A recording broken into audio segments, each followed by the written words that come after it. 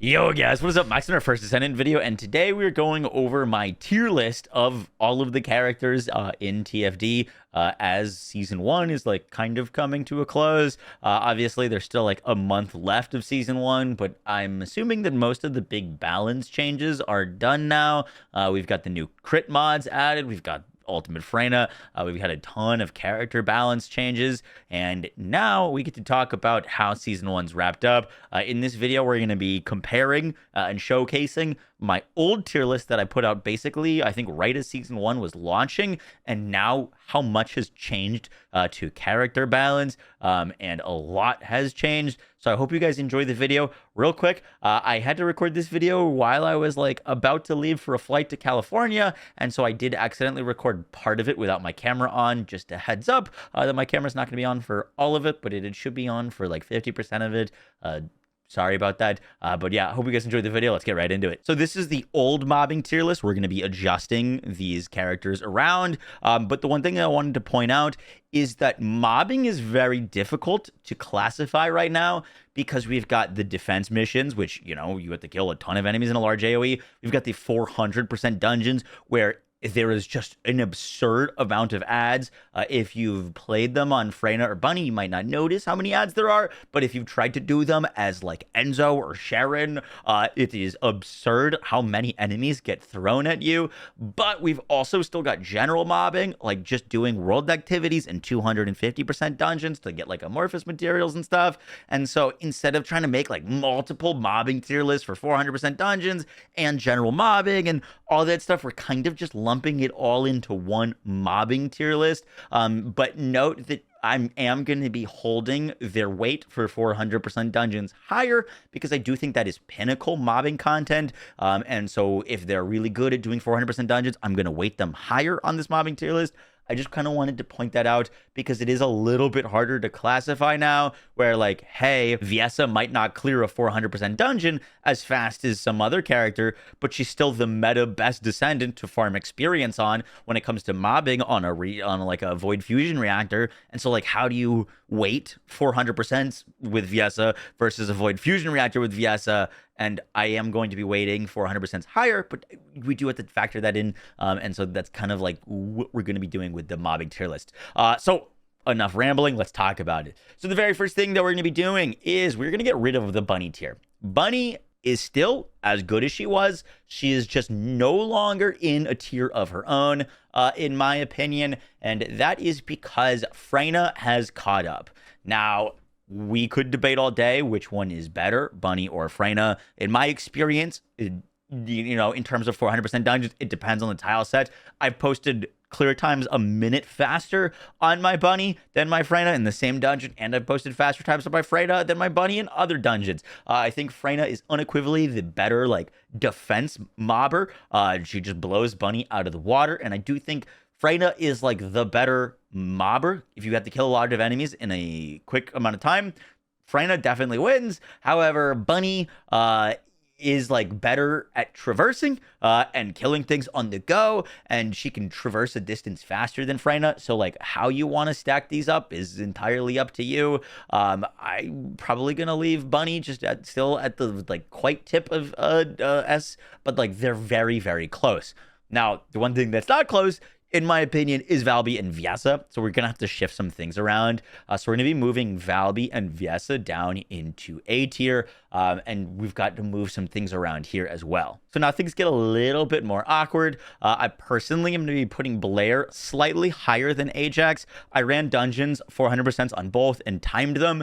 And the thing is, Blair just kills elites very easily. In solo dungeon testing, Ajax most of the time has to pull out his guns because you don't quite have the damage with your abilities to clear out the elites. You can absolutely like use your abilities, but you know, a gun typically is a little bit faster for Ajax, and you have the AoE, but the big thing is Blair has the damage. With one single crit mod, Blair can reach 100% crit damage. He doesn't have the movement speed that Ajax has, but he was putting out faster clear times. He's got better boss kill times, and so I'm going to be putting Blair Blair slightly higher than Ajax, but they're both fantastic mobbers. Moving on from Blair and Ajax, we've got kind of the rest of A tier, which is Glay, Lepic, Luna, and Eugen. And in terms of 400% dungeons, I think Luna technically clears them smoother than Glay and Lepic do. And I think Eugen clears them a little bit smoother than Glay and Lepic do. So obviously, like, however you'd want to prioritize their mobbing, I think Glay is fantastic for like normal trash mobbing. In the 400% dungeons, you have to use Explosive Life, which doesn't really work in boss rooms, and so that kind of mobbing build falls apart. Like, she's just definitely a little bit slower on bosses. Luna has the easiest AoE clear. Lepic has incredible AoE clear. You can pull in an entire dungeon room, throw a grenade, pull in an entire dungeon, throw a grenade, and like Lepic has great AoE clear, but it's just slower than Luna. Like, realistically, Luna just activates her abilities and goes. She's a little bit like Bunny in that case, and so I think Luna is like, next up technically on 400% dungeons, and Eugen is, in my opinion, the best on bosses out of them. Because he can just throw his ability that's on a 2.5 second cooldown and one-shot bosses if they have ads around them. Obviously, Glay and Lepic have, the ability to do good boss damage. Lepic has his fourth ability for bosses, but then it goes on cooldown, where like Eugen and Luna, like, they don't really have any delays on their damage, and so I think for like, in terms of 400% smoothness, Luna and Eugen, in personally, like, we did these tests. These two were like the easiest for the 400% dungeons, followed by Glay and Lepic. Then we get to our like B tier, which we are going to be moving Jaber down. Jaber is just, yes, he benefits from the non-crit modules, but he's got such limited range. If they're going to rework him, which I really think they need to do, they need to give him more max expandable range. It just has to happen.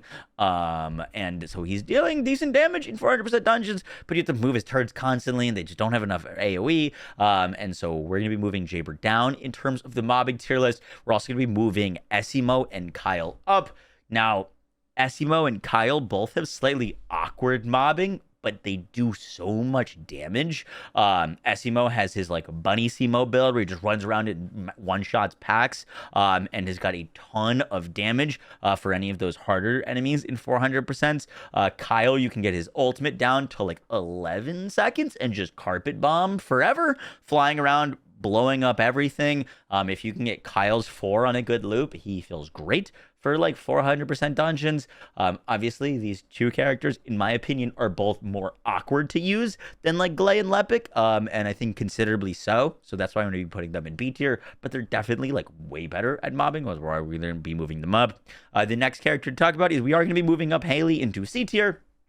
Haley's new Transcendent module that causes explosions definitely makes her better at mobbing. It's not as good of a mod as I was hoping for, to be honest. The big issue with her Transcendent module is you want to build skill damage, and if you build skill damage, then the enemies that you're firing the skill at to proc the cold explosions on die, and then you don't get a debuff, and then you don't get cold explosions. So like half the times you're clicking the skill, you're just not getting any of the explosions. But when it is working, it's definitely better, and it's definitely an improvement to her mobbing, so we're going to be putting her up in C tier. And then, honestly, I just don't think Enzo and Sharon offer too much in the way of mobbing. We're going to be putting up Sharon higher than Enzo. Sharon has her, like, cutting wave Transcendent module that makes her lose 600% damage, but you can, like, send it out in an AoE. That feels terrible in 400% dungeons. I really didn't like that. Even when you could spam it on like a 1 second cooldown, just didn't really enjoy that. I tried the stealth with proccing her fourth ability and like going for multi-talented and getting that on as low of a cooldown as possible. And even then, that fourth ability just hits for peanuts. It's like a 100% modifier. And like you can build crit on it, which is really nice, but you just need more damage. Like, she really is like the assassin character. She should be hitting things like a truck. I don't think Sharon needs to be up in A or B tier for mobbing, but she should be deleting the single targets harder than these other characters. There's no reason that Sharon should have like struggling on the single targets more than like Essimo and Kyle. I think Sharon needs looking at, and I think she should be up in like B tier, where she's not dealing a lot of AoE, but the damage that she is dealing is really strong and really concentrated, and right now she's dealing not a lot of damage, and so I think that definitely needs looking at. And then Enzo is fine just being bottom of the barrel for mobbing. Obviously, with Enzo, you could just put on like an Enduring Legacy or an Albion Cavalry and be fine, but that's not really what we're like rating these characters' merits on. He's more of a gun character, and he's got less AoE for his guns than Haley does, so I do think he's a tier below there, but obviously with Enzo, you could put on like an Albion or a Thunder Cage and be decently fine. But yeah, that is our mobbing tier list. So now we get to talk about bossing, and a lot has changed with bossing. Obviously, we've got a new boss, so that's got to be factored in. What characters are good at fighting Deathstalker? We've also got a lot of changes to builds, particularly, you know, the big involvement of non-crit builds. And we've got a lot of buffs to specific Descendants, and so this is going to change a lot. And one of the big things that's going to change actually with this tier list is we are just going to be getting rid of the Haley tier. I still think Haley, in my opinion, is the best bosser in the game, personally, in terms of she's good in every fight. There's not a single fight that you can't take her into. She's got some of the highest damage for ability damage, and then she's also got like the highest damage gun build as well. And so I think Haley is still, like, in my opinion, the best, most versatile bosser in the game, but I don't think she's in a tier of her own quite so much anymore, and that's because other characters are definitely catching up. So in the tier with Haley, we're going to keep Glay. We'll talk about Lepic and Enzo in a second, but Glay, now with her new, like, maximized power build, is killing most of the, like, solo bosses in about 4 seconds, which is disgusting. She's got incredibly versatile gun builds, but, you know, she's not very great at Deathstalker, and so, you know, we do have to factor that in. However, in my opinion, she is the hardest carry for Molten Fortress, which it seems like from like browsing the Reddit forums and stuff, most people are really struggling with Molten Fortress. So while she's not great at Deathstalker, she is like the hardest carry for Molten Fortress. So I'm personally going to be leaving her still in S tier. With kind of getting rid of a tier, we kind of have to move some characters down. And so we're going to be moving Valby down to B tier. Once again, Valby is incredible for Gluttony, but she's not super needed for like any other fight besides Gluttony. And so we're going to keep her at high importance, but you know, she just doesn't have the ability damage. She has gun damage, but she's not as good of a gun damage character as Enzo, not as good as a gun damage character as Blair. And so I think she definitely gets moved down a bit. Speaking of Blair, we're going to be putting Blair with Valby. Similar gun damage. Blair has a little bit less usefulness in fights, so we're going to put him slightly below Valby. Next up, we've got Sharon. Going to put Sharon with them as well. Sharon also has a lot of usefulness for boss fights, can do a lot of damage, and so, you know, she's one of the best, like, support Descendants when it comes to, like, debuffing bosses, and she can also dish out her own damage. She's very solid as a solo bosser, and so I think she's, like, bottom of B tier, personally. And then we've got some things to move around. With the introduction of the non-crit mods, Kyle and Essimo are just hitting so hard. These characters, in my opinion, move up into A tier because, for example, like, I think Kyle probably has the most consistent Swamp Walker one phase in the game right now. It's just really easy to do on Kyle. You just fly around and drop bombs. Kyle is incredibly powerful. However, he is a bit easy to mess up. You have to make sure that you build your resources. You can hit a wall. The boss can like lift its gun up in the air and it can fail. And then once Kyle's 4 is down, he has kind of nothing. And so I think Essimo is, in my opinion, the more consistent bosser. And I actually put Essimo higher than Lepic because of Essimo's burst. For example, with Gluttony, with 4 Essimos, you can kill Gluttony about 20 seconds. You just can't really do that with Lepic because his burst is over time versus Essimo. His burst is all at once. And so you can basically one phase every single boss in the game, which is really gross. And we're going to be keeping Enzo in A tier. I was having a pretty big argument with my chat about this, and we took it to a poll. And we've decided to keep Enzo in A tier. Obviously, Enzo is S tier in a group, but I don't think he's S tier for solo, and our S tier characters I really wanted to reserve for just like the giga bossers that you can take into a group, you can take into solo and delete bosses in like, we're talking like sub 5 seconds now, for bossers, which is kind of crazy. Then we've got a few things to move around. We're going to be moving Viessa and Bunny both into C tier. These characters are powerful at bossing, but they're very niche. Like Viessa, she's very powerful with her abilities, but Viessa isn't even the fastest, like, Pyromaniac kill. Like, characters that don't do cold damage can kill Pyromaniac much faster than Viessa can kill Pyromaniac. And so when she's not bringing ability damage to the build or to the fight, she really has nothing else to offer. So like her ability damage is really high, but she has nothing else to offer. Like you can't bring Viessa into Gluttony or Frostwalker. You wouldn't bring it into Deathstalker. Like there's so many fights where you just like don't bring this character. Bunny, I personally am going to put higher than Viessa because I think while she has a little bit less boss damage than Viessa with her abilities, she has more useful damage. For example, Obstructor, she can work in Molten Fortress. She can work in Deathstalker. She's just a little bit more useful. So like Viessa does more damage, but I think Bunny is generally more useful character. Then we've got Freyna. Freyna, in my opinion, moves up into S tier for bossing. She has her ability damage bossing, which is incredibly powerful. It's one of the fastest boss killers in the game. But she also has her new like gun damage builds where she can stack up 90% gun damage. With the new set that drops from Deathstalker, you can build her as like full shield descendant very comfortably, regen a ton of shield, and be like very tanky while also putting out damage. So she's got that versatility that I think qualifies her for S tier, which is, the ability to use both ability builds and group play builds, guns and abilities, and both of them be top of the class for damage. And so I think this is a very solid S tier with Haley, Glay, and Freyna. I'd probably put Freyna just slightly higher than Glay, to be honest. This is going to be our A tier with Enzo, Essimo, Lepic, Kyle. B tier, Valby, Blair, Sharon. C tier, Bunny, Viessa. I'm actually going to be moving Jaybird down. We're going to change this from D to F tier. I think it's kind of unfair to say Bunny and Viessa are only one tier above Jaybird. I'd put Jaybird personally a tier below, which we don't have. So we're just going to put Jaybird down in F tier. And then Eugen, Luna, and Ajax stay in the support tier. It's kind of the tier that we've always had them at. In terms of our like rankings and the overall rankings, I give them B tier rankings. So you could just picture these three characters in the B tier, but it's tough to rank them because they are support characters, and their usefulness kind of depends on their team comp and who they're playing with.